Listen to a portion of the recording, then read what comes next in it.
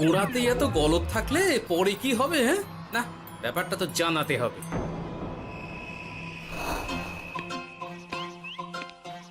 এই তো মহারাজের প্রিয় গোপালও চলে এসেছে।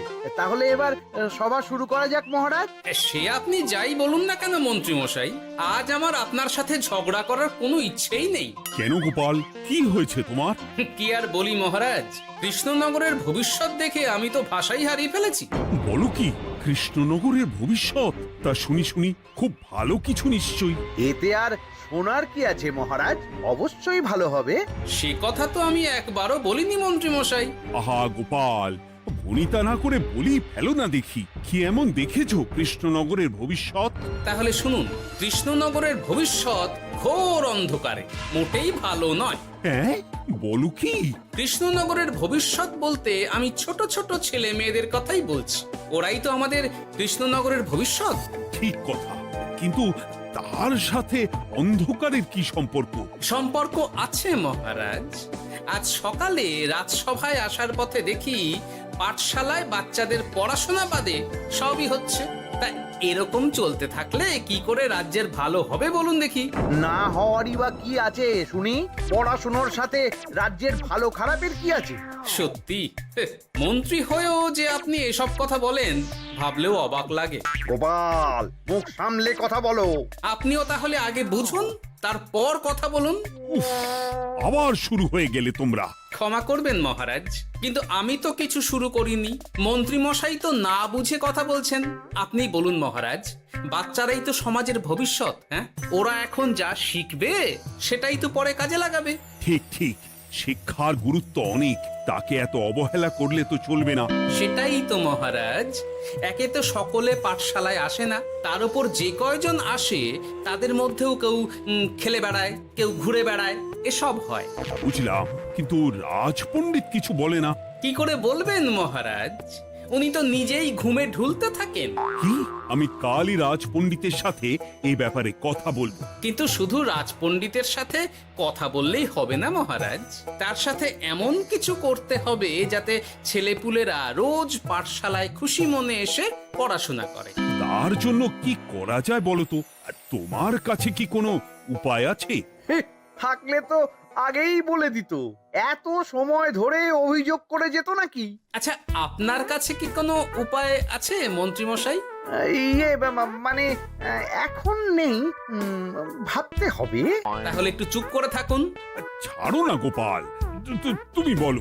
আমি বলছিলাম, ওই বাচ্চাদের পাঠশালার প্রতি আগ্রহ আনার জন্য যদি একবেলা ভাত, ডাল, দুধ, ডিম ইত্যাদি খাওয়ানো যায় তাহলে সেটা কার্যকর হবে বলে মনে হয়।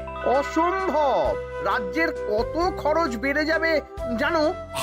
তুমি থামো তো মন্ত্রী, সব সময় খালি উল্টো কথা বলা। আমি একদম একমত গোপালের সাথে।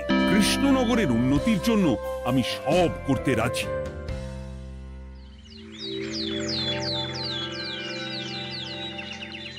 তোমার কিছু বলার আছে পণ্ডিত, পাঠশালার এই অব্যবস্থার ব্যাপারে? আজ্ঞে মহারাজ, অনেক ভোরে উঠি তো, তাই একটু চোখ লেগে যায় আর কি। চোখ লাগারও আর সময় পেল না তোমার? পড়ানোর সময়ই চোখটা লাগতে হলো। যাই হোক, যা হওয়ার হয়ে গেছে, আর যেন এমন না হয় সেটা কিন্তু মাথায় রেখো। আজ্ঞে মহারাজ, কথা দিচ্ছি আর কোনোদিন পড়ানোর সময় ঘুমোবো না। বেশ, আর মন্ত্রী, তোমার ওপর একটা দায়িত্ব আছে।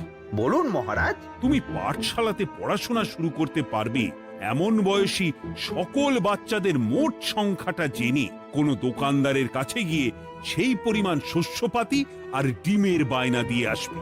আর হ্যাঁ, একজন ভালো রান্নার ঠাকুর জোগাড় করো। যথাজ্ঞা। আরে বাস, এ তো দারুণ সুযোগ। এই ফাঁকে আমারও কিছু লক্ষ্মী লাভ হতে পারে। গোপাল, তোমারও একটা দায়িত্ব আছে। হ্যাঁ, বলুন মহারাজ।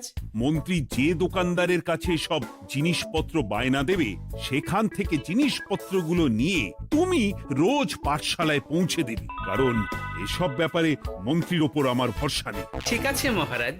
ও, মহারাজের বেশি বেশি বলে কিনা আমার ওপর ভরসা নেই।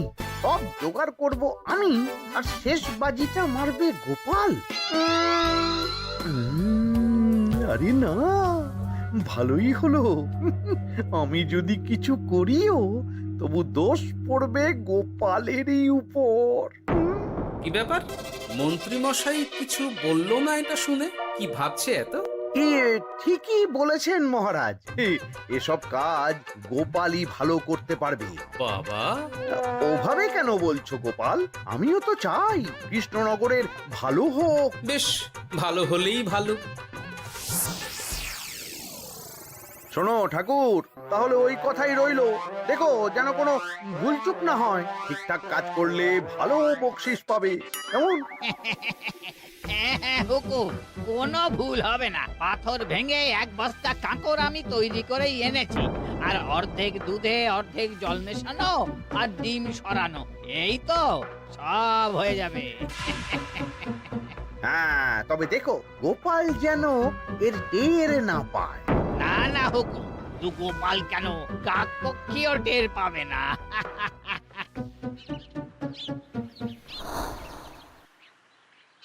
যাক বাবা, এবার শুধু জিনিসের দামটা মহারাজকে বাড়িয়ে বললেই কাজ হাসিল।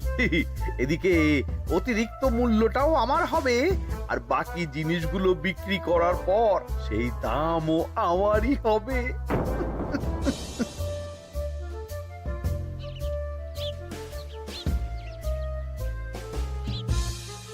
কই রে, কোথায় যাচ্ছিস সব তোরা? যাচ্ছি গো গোপাল দাদু। কাল থেকে অবশ্যই সব পাঠশালায় যাস, কিন্তু বন্ধুদেরও বলিস যেতে। ভাত, ডিম, দুধ আরো কত কি ভালো ভালো সব খাবার দেওয়া হবে রে। তাই ডিমও দেবে? হ্যাঁ রে, মহারাজ এই নতুন নিয়ম করেছেন। আমি নিজে গিয়ে জিনিসপত্র দিয়ে আসবো। কে মজা, আমি তো তাহলে রাত যাব পাঠশালা। আমিও যাব। বেশ দারুণ ব্যাপার হলো তো। এবার তো রোজ পাঠশালা যেতেই হবে। আচ্ছা বেশ, এবার চলি তাহলে।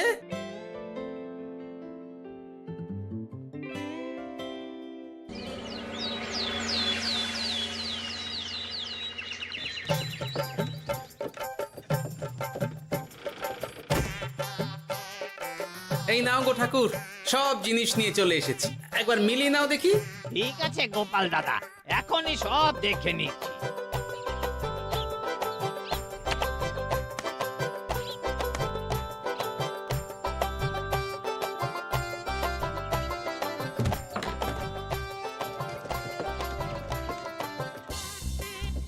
যাক বাবা, গোপাল দাদা গেছে। এবার মন্ত্রী মশাইয়ের কথা মতো সব করলেই কেল্লা ফতে।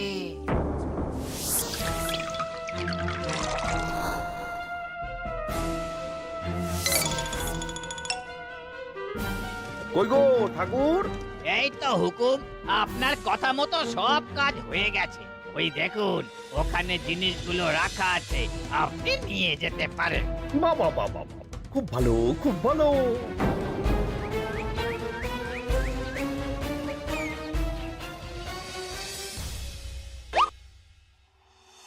ও কি, অর্ধেক ডিম দিলে যে? বাকিটা কোথায়? কিসের বাকি? ডিমটা অমনি দেখতে। বললেই হলো। ডিম কখনো অর্ধেক হয়? বাকিটা কোথায় বলো, নইলে কিন্তু। আরে বাবা, তুমি ডিম খেতে খুব ভালোবাসো বুঝি? হ্যাঁ তো। তাহলে এটা জানো না যে অর্ধেক ডিমের দ্বিগুণ শক্তি হয়? সত্যি? হ্যাঁ, তা নয় তো কি মিথ্যে? ওই জন্যই তো আমি তোমাদের সকলকে অর্ধেক ডিম দিই। আরে বাস, এটা তো আমরা কেউই জানতাম না। ঠিক আছে, আমি আমার সকল বন্ধুকে এটা জানাবো। যাক বাবা, বিশ্বাস করলো তবে, নইলে আর একটু হলেই ধরা পড়ে যেতাম।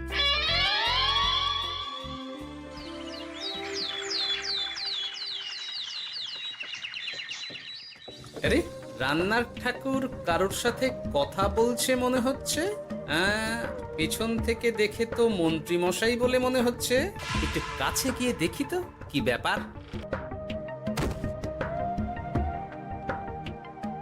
আরে গোপাল দাদা যে, তোমার কথাই ভাবছিলাম, আর দেখো তুমি চলে এলে। হুম, তুমি কি নিশ্চিত যে তুমি আমার কথাই ভাবছিলে? আমি তো তোমাকে কারোর একজনের সাথে কথা বলতে দেখলাম। আবার মন্ত্রী মশাইকে দেখে ফেলেনি তো? কথাটা বেফাঁস হয়ে যাওয়ার আগে আমাকে কথা ঘোরাতে হবে। কি গো বলো, এত কি ভাবছো? হ্যাঁ, ইয়ে, না না, এতে ভাবার আর কি আছে? কেউ না কারোর সাথে কথা বলিনি। আমি তো একাই ছিলাম। তুমি বোধহয় ভুল দেখেছো। হ্যাঁ, ভুলই হবে। কি ব্যাপার, ঠাকুর এভাবে বলছে কেন? তাহলে কি সত্যি ভুল দেখলাম নাকি অন্য কোনো ব্যাপার আছে? না, পরে দেখতে হচ্ছে। ঠিক আছে, এই আমি যাই গো। হ্যাঁ, অনেক কাজ আছে। হুম, না না না, ঠাকুর যতই বলুক না কেন কেউ ছিল না সেখানে, তবু মনটা কেমন যেন খটকা লাগছে। যাই হোক, মনে হওয়া নিয়ে তো আর কিছু করা যাবে না। এখন যাই কাজে। তা মন্ত্রী, পাঠশালায় রোজ ভালো মানের আনাজপাতি যাচ্ছে তো? আগে হ্যাঁ মহারাজ, আমি তো ভালো মানেরই সব চাল ডালের বায়না দিয়েছি। কথা মতো তো সেগুলোই পাঠানোর কথা। তবে বাকিটা গোপাল জানে। মানে গোপাল জানে মানে ঠিক কি বলতে চাইছেন আপনি মন্ত্রী মশাই? না মানে জিনিসগুলো সব নিয়ে তো তুমিই যাও, তাই আর কি। সেটাও করতে হচ্ছে, কারণ মহারাজ আপনার উপর ভরসা করতে পারেন না। গোপাল, ঠিক আছে, আমি বুঝতে পেরেছি। মন্ত্রী, সপ্তাহে সপ্তাহে জিনিসের দাম মিটিয়ে দিচ্ছ তো? হ্যাঁ হ্যাঁ, আগের সপ্তাহের দাম মিটিয়ে দিয়েছি, কিন্তু পরেরটা বাকি। আর মহারাজ, বলছিলাম কি, পরের মাস থেকে জিনিসের দাম একটু বাড়তে পারে। কি হলো? মন্ত্রী মশাইয়ের এই ব্যাপারটা কেমন যেন লাগলো না, চোখে চোখে রাখতেই হবে।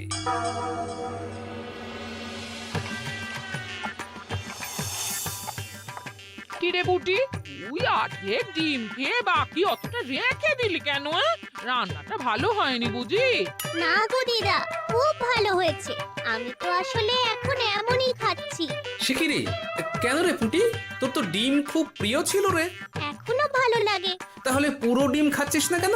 এ বাবা, তুমিও জানো না, অর্ধেক ডিমের শক্তি গোটা ডিমের থেকে বেশি, মানে দ্বিগুণ শক্তি। এই বলে কি গো? এই, তোকে এমন কথা কে বলেছে রে? ওমা, কেন? পাঠশালার রান্নার ঠাকুর আমাদের তো রোজ অর্ধেক ডিমই দেয়, ওই জন্য আমি একদিন জিজ্ঞেস করেছিলাম, তখন বলল অর্ধেক ডিমের দ্বিগুণ শক্তি হয়। বলিস কি রে? এতদিন ধরে এসব চলছে? না, মহারাজকে জানাতে হবে।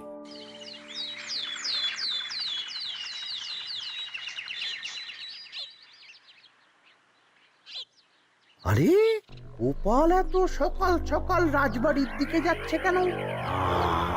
গিয়ে আড়াল থেকে দেখি তো।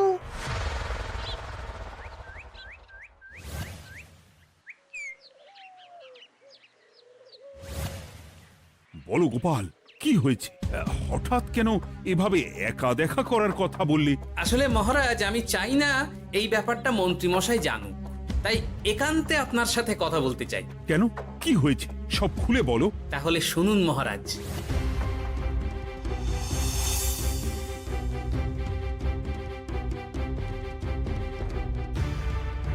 কি সাংঘাতিক ব্যাপার!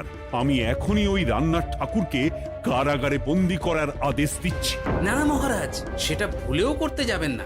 আমার এই পুরো ব্যাপারটাতেই সন্দেহ আছে। পুরো পরিকল্পনার পেছনে মনে হচ্ছে অন্য কেউ আছে মহারাজ।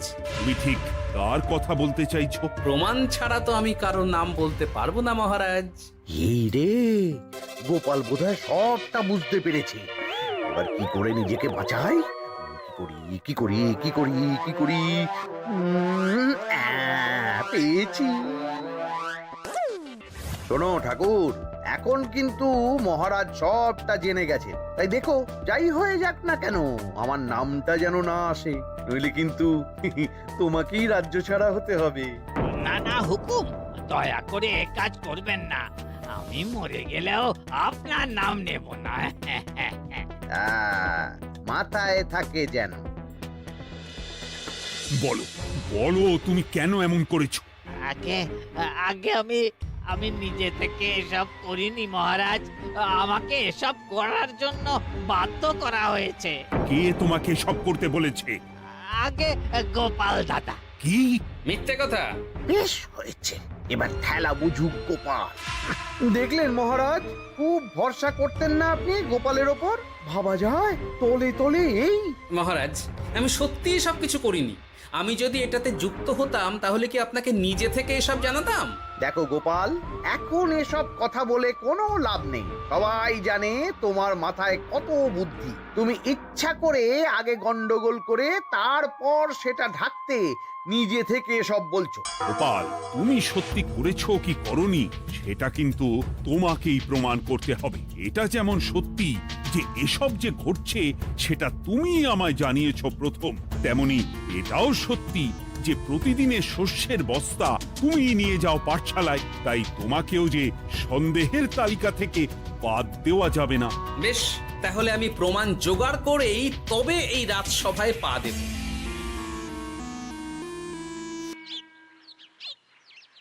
আজকের পরে আমি আরো নিশ্চিত যে এসবের পিছনে মন্ত্রীমশাই যুক্ত আছে। এবার শুধু ওনাকে হাতে নাতে ধরার ব্যবস্থা করতে হবে। ও কি দাদু, তুমি এই সময় বাড়ি ফিরছো? হ্যাঁ রে, তোর দাদুকে আর চোরের অপবাদ দিয়েছে, তাই প্রমাণ জোগাড় না করে আমি রাজসভায় যাব না। কি বললি? তোমাকে কে চোরের অপবাদ দিয়েছে? কে আবার? ওই মন্ত্রী। কিন্তু আমার সন্দেহ হচ্ছে যে আসল চোর ওই মন্ত্রী। বাস, তাহলে আর চিন্তা কি? আমরা আছি তো, মন্ত্রীর ওপর নজর রেখে তোমাকে সব খবর দিয়ে যাব। হ্যাঁ দাদু, আমারও অনেক রাগ হয়েছে। এতদিন মিথ্যে বলে আমাদের অর্ধেক ডিম খাইয়েছে। আমি এটা কিছুতেই মানতে পারছি না। এবার সত্যিটা সবার সামনে আসবেই।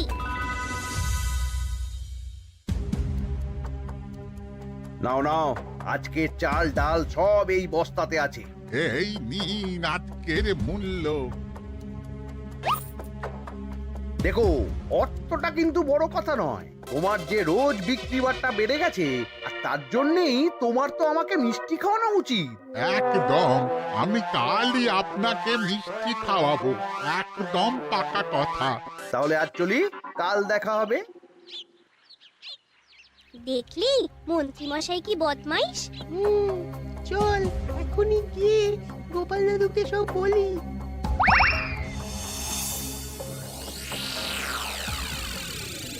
তাহলে এটাই হলো আসল ব্যাপার। খাওয়াচ্ছি ওকে মিষ্টি।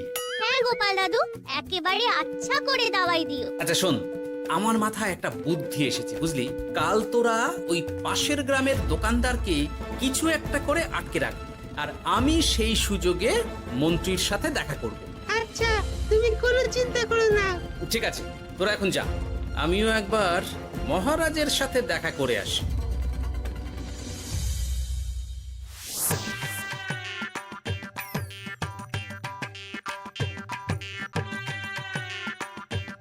আসতে পারি মহারাজ?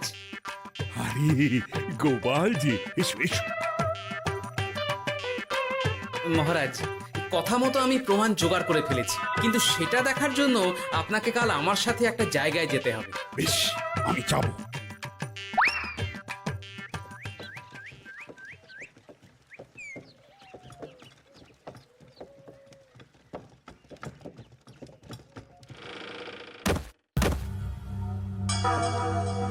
এই কি, তুমি কে? আগে আমি মালিকের খুব বিশ্বস্ত কর্মচারী। আজ সকালে মালিক একটা অন্য কাজে ব্যস্ত হয়ে পড়েছে, তাই আমাকে পাঠালো। কিন্তু কথা মতো আপনার জন্য মিষ্টি পাঠিয়েছে। এই তাই নাকি? দাও দাও দাও দাও, শুনেছি তোমাদের গ্রামের মিষ্টিও নাকি খুব ভালো। হ্যাঁ, ওই আর কি। নিন।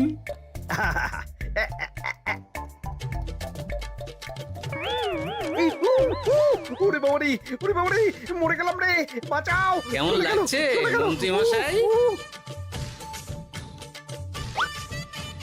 গোপাল, তুমি? তোমায় আমি ছাড়বো না। এই যে গোপাল দাদু, আসল দোকানদার। এই, আসল দোকানদার? এই রে, এবার কি হবে? এই, তোমার কি আর কিছু বলার আছে মন্ত্রী? তোমার সব কর্মকাণ্ড আমাদের কাছে ফাঁস হয়ে গেছে। তোমার সাহস কি করে হয় কৃষ্ণনগরের ভবিষ্যতের সাথে এমন করার? ক্ষমা করে দিন মহারাজ, আর হবে না, ক্ষমা করে দিন। না না না না, শাস্তি তো তোমাকে পেতেই হবে। সেপাই, আজ থেকে মন্ত্রীকে রোজ সকালে 100 বার বেতের বাড়ি ও অর্ধেক খাবার দেওয়া হবে। অর্ধেক খাবার? কেন জানেন না? অর্ধেক খেলে দ্বিগুণ শক্তি বাড়ে। ওরে বাবা গো, আমার আমার আমার মাথা ঘুরছে।